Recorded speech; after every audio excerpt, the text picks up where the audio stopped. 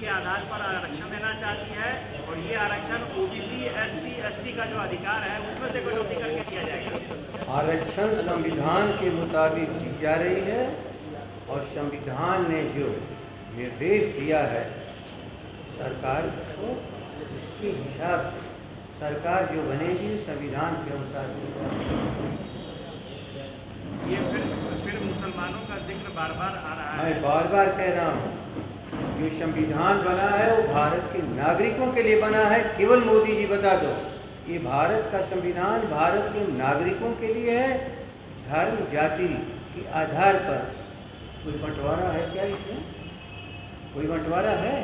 तो जो कुछ भी संविधान में लिखा हुआ है, जिसे भारत की जनता ने न स्वीकार किया बल्कि उसी के द्वारा निर्मित अपने लिए आगे भविष्य की राह क्या होगी इस देश की, वही ना संविधान है। तो संविधान के मुताबिक सीधी बात है, ये सेकुलर कास्ट है, ये समाजवादी राष्ट्र है, ये लोकतांत्रिक देश है। लोकतंत्र को मिटाने वाले, समाजवाद को समाप्त करने वाले और जो खतरा पैदा कर रहे हैं धर्म के आधार पर, ऐसे लोगों से संविधान को खतरा है, लोकतंत्र को खतरा है, भारत को खतरा है। इसीलिए इनसे देश के लोग मुक्ति चाहते हैं। सर, नीतीश जी जहाँ भी सभा में जा रहे हैं वो परिवारवाद की बात कह रहे हैं, लालू प्रसाद यादव के बच्चों की बात कर रहे हैं और ये भी कह रहे हैं कि उन लोगों ने किया क्या है, 15 साल पहले तो घर से लोग निकलते नहीं थे, जंगल राज था। अब इसका जवाब आज बिहार के प्रोसीडिंग्स, बिहार की सदन, बिहार की विधानसभा में अनेकों इस पर बहस है। पढ़ी आप लोग, अध्ययन करिए। जंगल राज नहीं था, वही बिहार की जनता का राज्य था। और अभी तेजस्वी जी ने तो सवाल किया कि जब 17 महीने में हम कर सकते हैं तो तुमने 17 सालों में क्यों नहीं किया? क्यों नहीं किया? आप बताओ, वर्तमान केवल एक लंबे इतिहास से चलता है या जो अब भी वर्तमान में खतरे हैं उसे निपटने का काम करता है? ये तो बताएं कि 14 से लेकर आज तक किस वादे को पूरा किया? अभी वादे को नहीं पूरा किया। और नया नेतृत्व करता इस बिहार में तेजस्वी जी ने 17 महीने में, जब तक कि मैं उसको अधूरी सरकार मानता हूँ, लेकिन वो कर दिखाया कि आज पूरा देश उसी धारा में आज खड़ा हो गया। और वही बेरोजगारी, वही गरीबों के लिए, किसानों के लिए मूल्य, खेती के लिए सिंचाई, लोगों के लिए दवाई और विद्यालयों में पढ़ाई, ये पूरा विषय बन गया पूरे देश का। जब पूरे देश का विषय बिहार आज फिर एक बार बना है, जैसे 77 में बना था जयप्रकाश जी के नेतृत्व में, जैसे कि 89 में बना, बिहार ने पूरे देश को खड़ा करके बदलाव कर दिया। आज ठीक उसी तरह से 2024 का चुनाव खड़ा है।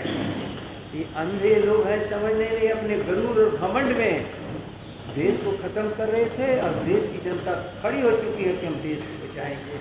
ये जनता वर्सेस भारत की सरकार की लड़ाई हो गई है। अब इसमें ये टिकने वाले नहीं हैं, अनेक तरह से अफवाह उड़ा रहे हैं। सर, तेजस्वी जी बीमार पड़ गए हैं और स्वस्थ हो गए हैं, तो सर क्या राष्ट्रीय अध्यक्ष भी निकलेंगे? अब तेजस्वी जी के बीमार होने के बाद क्या असर पड़ेगा सर? तेजस्वी जी अपनी इस बीमारी को भूल चुके हैं, जिस बीमारी से ग्रस्त आज ये भारत और बिहार है। कहा है ना कि लोगों के दुख और कष्ट इतने आगे जा चुके हैं कि मैं अपने दुख और कष्ट को कुछ नहीं समझ रहा हूँ। वो नौजवान व्यक्ति सबके सामने खड़ा होकर के भविष्य की जो रूपरेखा खींच रहा है, उसके साथ बिहार खड़ा है, देश सब खड़ा होकर चला जा रहा है। इसलिए राष्ट्रीय अध्यक्ष जी को इस युद्ध में उतरने की क्या जरूरत है? नई पीढ़ी नए परिवर्तन के साथ बिहार और देश आज सबके साथ खड़ा हो चुका है। केवल उन विचारों से जो हमारे लोग नई पीढ़ी को विचारवान बनाए हैं, उनके मार्गदर्शन से काम चल रहा है। सर, देश की जनता ही प्रधानमंत्री निर्वाचित करती है, बोलिए मत।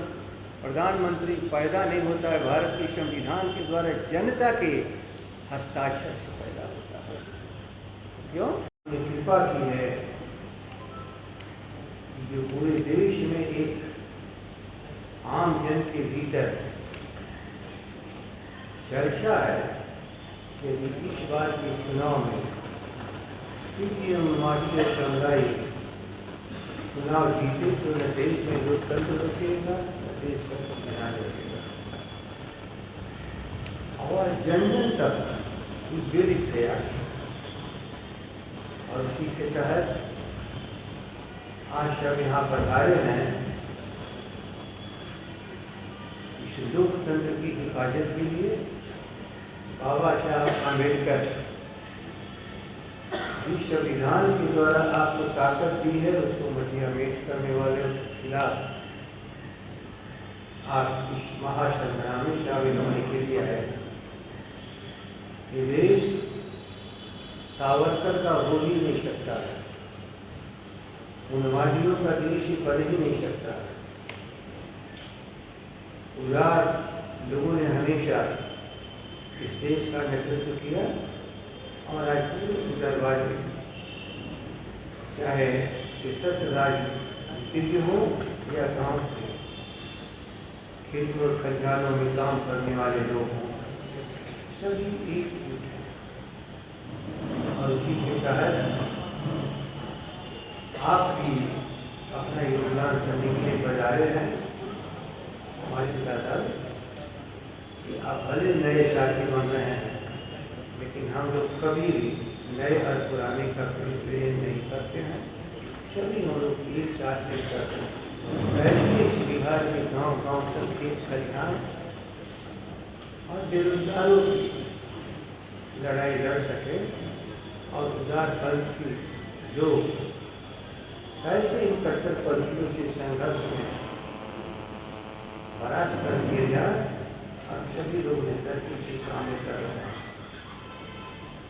अब आज के दिन नहीं है, कल की बात है, लेकिन 7,000 करोड़ सुप्रीम कोर्ट ने पकड़ा है इनके घरों में, और किनके द्वारा दिया गया है? माफियाओं के द्वारा। वो अरबपति जो ठेकेदारी करते हैं, जिनको लाइसेंस चाहिए, जिसको परमिट चाहिए, उन्हीं के द्वारा ना वसूल किया हुआ 7,000 करोड़ रुपया है। 7,000 करोड़ रुपया,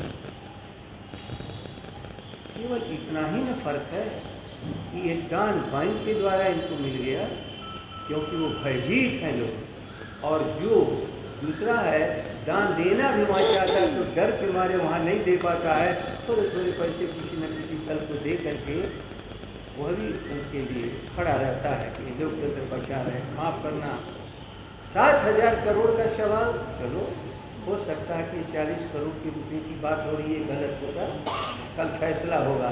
नहीं, 7,000 करोड़ पर तो सुप्रीम कोर्ट का सुप्रीम ऑर्डर हो चुका है। भ्रष्टाचार का इतना बड़ा जरिया दुनिया में कभी नहीं पाया गया जो यहाँ बॉन्ड के द्वारा भारतीय जनता पार्टी कानून के द्वारा, हो सकता है कानून तोड़ करके किसी ने किया हो, ये भी तो कानून है। वरिष्ठ साथी वो भी लगातार दल में आ रहे हैं, तो निराश हो चुके हैं। जदयू का थका नेतृत्व बिहार का भला नहीं कर सकता।